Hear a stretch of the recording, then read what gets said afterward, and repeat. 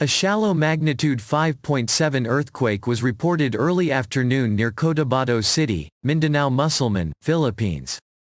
According to the German Research Center for Geosciences, GFZ, the quake hit on Saturday, August 13, 2022, at 2:25 p.m. local time at a shallow depth of 10 kilometers.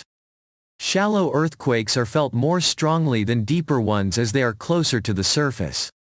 Our monitoring service identified a second report from the Philippine Institute of Volcanology and Seismology, PHIVOLCS, at magnitude 5.8, the European Mediterranean Seismological Center, EMSC, at magnitude 6.1. Moderate shaking probably occurred in South Upi, located 25 kilometers from the epicenter.